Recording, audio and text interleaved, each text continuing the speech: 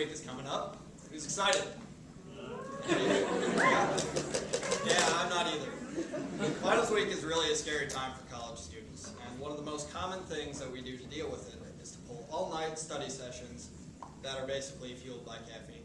And that's actually what I'm going to be talking about today, caffeine.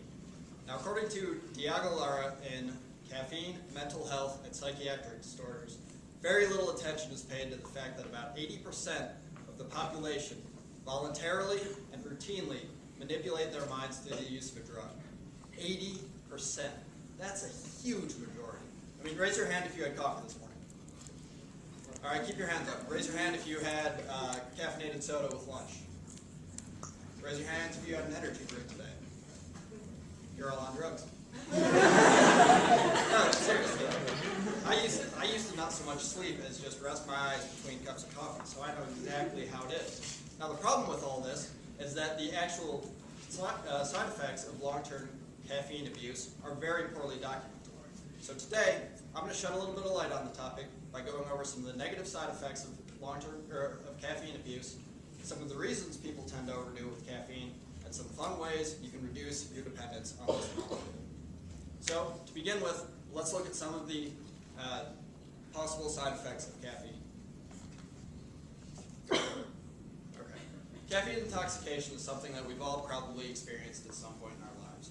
We've all had to, we've all had to work through the night. We've all had one of those days at work or school that just doesn't seem to end, and you just need a little something to get through it. And we've all had to work through an illness. These are all situations where a little bit of caffeine can go a long way to getting you through the day or whatever you're facing. Caffeine intoxication is when this is taken to its Chad Riesig, Eric Strain, and Rowan Griffiths of the Johns Hopkins School of Medicine state that some of the symptoms of caffeine intoxication include nervousness, anxiety, restlessness, insomnia, and tremors. Just like poor little Tweak here. And as we can all see, none of these are particularly useful if you're trying to be productive. Caffeine withdrawal, on the other hand, is the complete opposite. It's that massive crash you experience when you've been using caffeine for a while, for like a week or so, heavily, and then all of a sudden you stop, and your body's just reeling because suddenly it doesn't have this chemical in it that it's so used to having, and it just causes all sorts of problems in your body. According to Laura Giuliano and Roland Griffiths in Psychopharmacology, that's a mouthful, regular use of caffeine produces physical dependence, and this can be seen in some of the withdrawal symptoms, such as fatigue, headache, nausea, and flu-like symptoms. And when I say headache, I mean like the worst you've ever had. These have laid me up for like 2 days. So why do we use caffeine if it can be so harmful? Well, I mean, simply put, it keeps us going.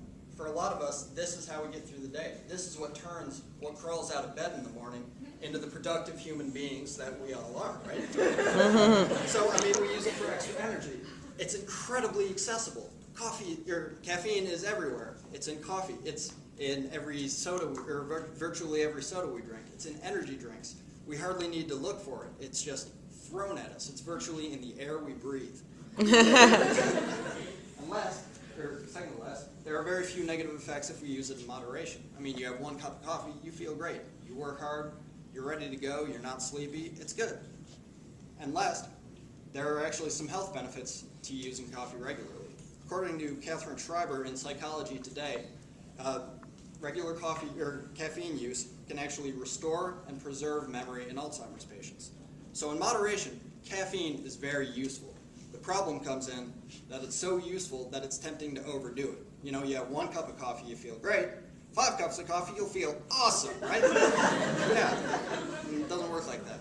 So, I mean, like most easy answers, more coffee or more caffeine probably isn't the right answer. So, those are some reasons that people tend to overdo it with caffeine. Let's look at some fun ways we can reduce our dependence on caffeine and maybe keep you from chugging down your 5th espresso. So, changing any habit is hard. We all know that. Even bad habits can seem like they take so much effort to change that it's just not worth it, you know? But caffeine doesn't have to be that way. Caffeine dependence is something that we can change. We can all do this. Now, the way caffeine works is really sciencey and involves words like adenosine and neural receptors, so I won't go too far into that. But basically, it works by not letting the brain relax. So all we need to do to kick this habit is keep our brains from getting tired while we're working, right? And there are lots of ways we can do this. First, time management. Now, Eduardo, he went through this pretty much in depth, so I'm not going to say a whole lot. Just like, you get a big assignment, start working on it right away. That way you won't be working until 3 a.m. the day before it's due, and you won't be tired. You won't need caffeine. Common sense. It's simple. Second, proper nutrition. Sydney Maupin, a staff writer for the Bastyr Health Center, has said that a balanced diet and plenty of fluids can boost energy levels and reduce our dependence on caffeine.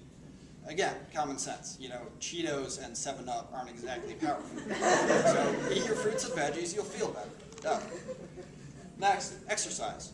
Whenever you're feeling tired, whenever you're working on something and your brain starts getting foggy and your eyelids are drooping and you just can't keep going, get up, go for a jog, do some push-ups, do some stretching. This has all sorts of health benefits associated with it. And in addition, it'll get your mind off of what you're doing, let you come back with a fresh start after you've sort of energized yourself a little bit. And last, and my personal favorite, get some adrenaline in your system. Now this can be a lot of fun. You can watch Paranormal Activity. You probably never want to sleep again. You can rob a bank. That way you can quit your part-time job and devote more time to whatever you're doing. Save people from a burning building. It's a good deed and it'll wake you up. Pick a fight with someone bigger than you. It's exercise and it'll get your adrenaline going. And last, take a midnight walk through Compton. So remember, caffeine dependence doesn't need to rule your life. So now that I've covered some easy, fun ways that we can reduce our dependence on caffeine, let's wrap this up.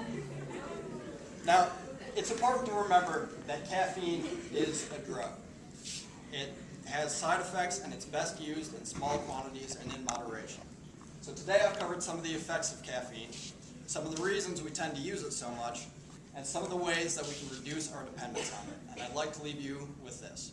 Caffeine is part of our culture. It's not going anywhere. It's going to be here until we are not on this planet anymore. And, I mean, we just got to get used to it. But it is a psychoactive stimulant. It affects our brains. It is a drug. Got to remember that. It's important. It has side effects. So maybe the next time you're thinking of making a second pot of coffee to get through your all-nighter, or you have the flu and you have to work and you're thinking you're just going to power through with energy drinks, maybe take a second and consider what you're actually putting into your body. Thank you.